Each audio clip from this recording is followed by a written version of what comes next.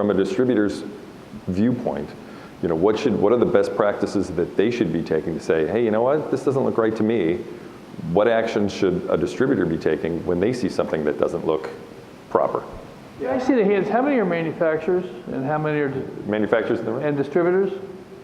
I just want to know if I'm About irritating. 50-50, yeah. Okay.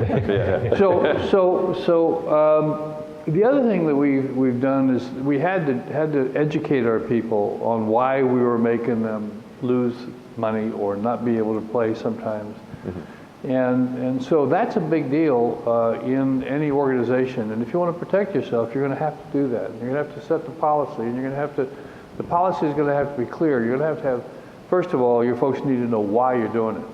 And you have to make it clear to them why, and they have to buy into that, because they'll find ways around it. I happen to know.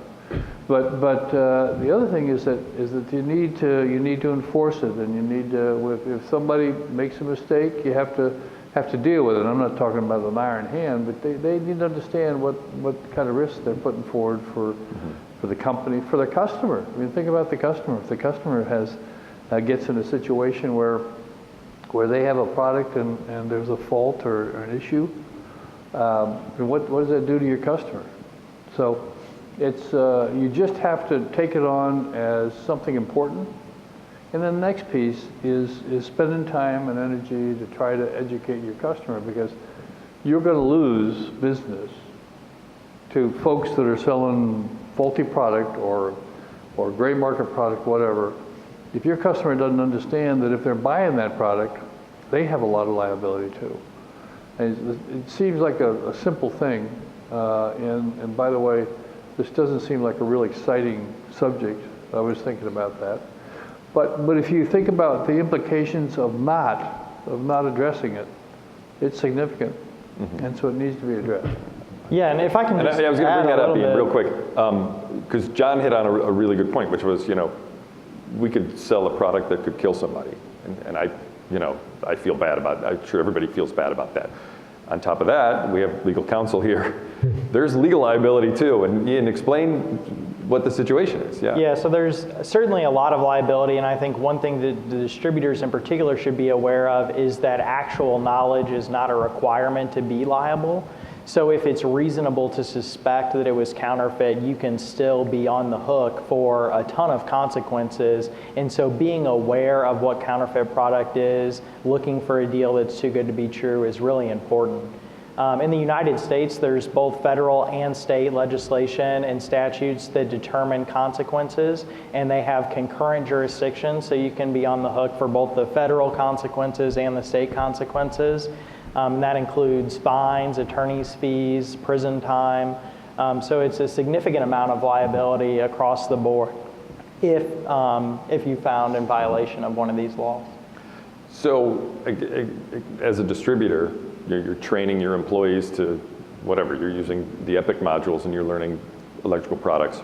Probably a good idea to train your employees on the legal issues of gray market products or counterfeit products also. Yeah, certainly, because even if that individual doesn't know, if it was reasonable and the court finds that they should have known, they're going to be on the hook.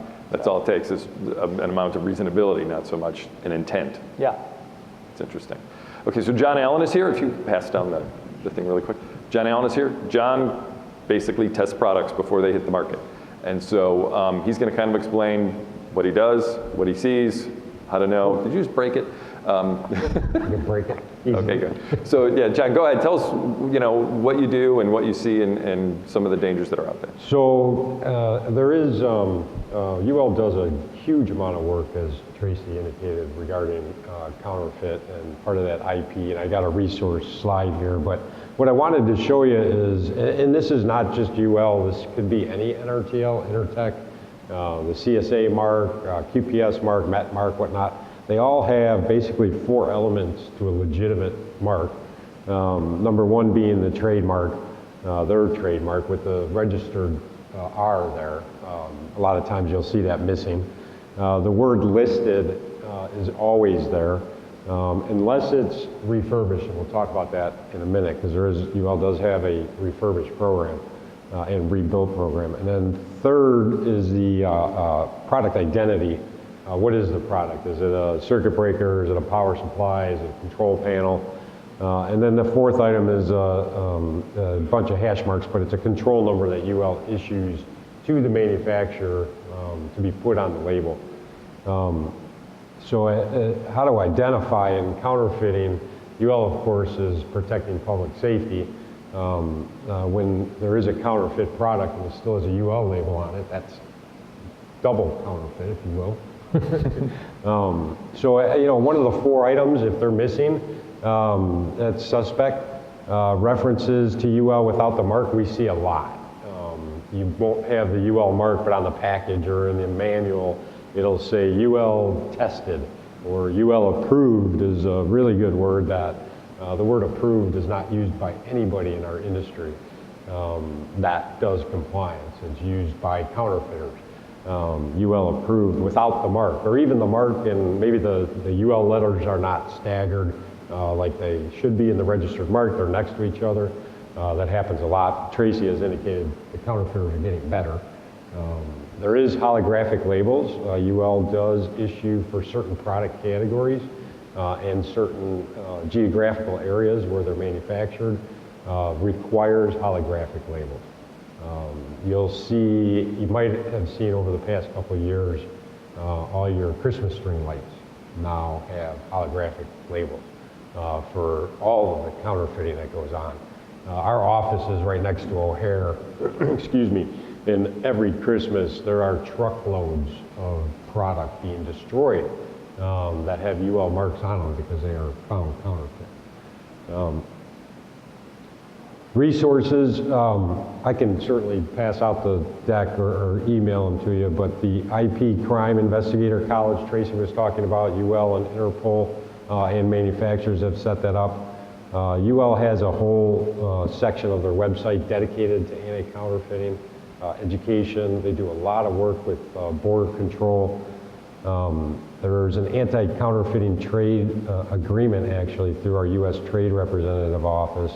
Intertech, of course, another NRTL, they have their In Light, where they're helping companies in supply chain trying to identify and educate on anti-counterfeiting. And of course, you always have the Consumer Product Safety Commission where you can report an unsafe product. Back to, if I can go back, actually. So we talked a little bit about refurbished. UL actually has a refurbished program where, I mean, once you take a UL product out of service, you've voided the UL mark, any NRTL mark, Intertech, CSA, and whatnot. You can refurbish and relabel, but it is a program, and that word listed would change to rebuilt or refurbished. And the UL mark actually has a little bit different mark to it. There's a tag off to the left side that identifies it. So if somebody tells you, yeah, this is a refurbished piece of equipment, and they have the original UL mark on it, that doesn't mean UL looked at the refurbishing of it.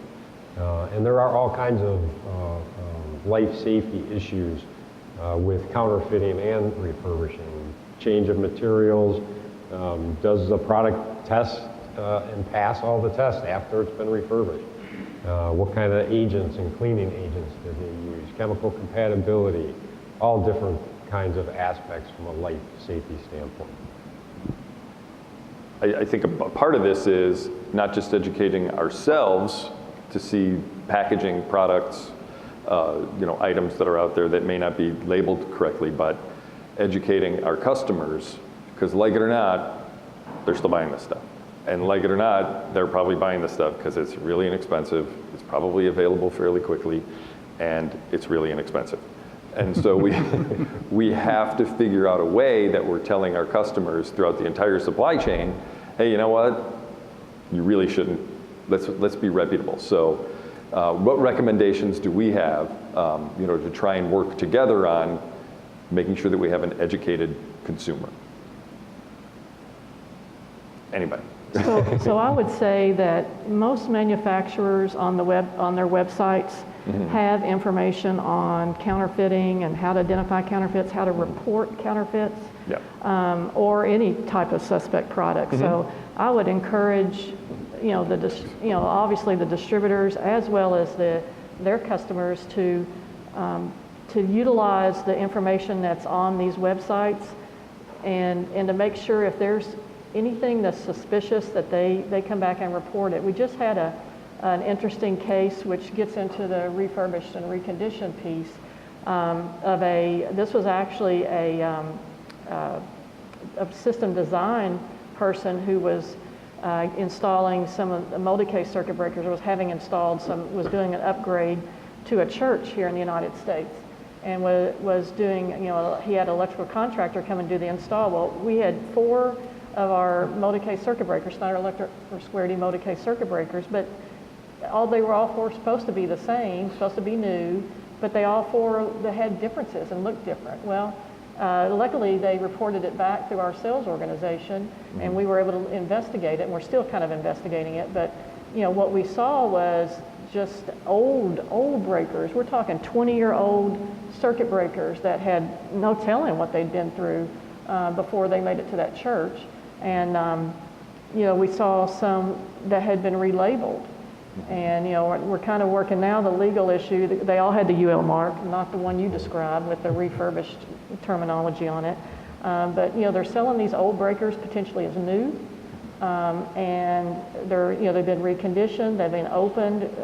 We were able to get 2 of the breakers back to our plant, our facility, to have them inspected. They opened one of them, and parts had been replaced. And we were concerned with the safety then of the product. Is it going to perform like it's supposed to perform? So there's, again, just bringing this to our attention, either through the distributor or the contractor or electrical inspectors, gives us a chance to go in and address these, especially when there's potential legal issues. There was some labeling, new labels put on with the Square D on them that we didn't authorize. So there's, if we can get this information and maybe go and start taking legal action against some of these people that are doing this, then we can maybe have a good effect on what's, on eliminating some of this going on.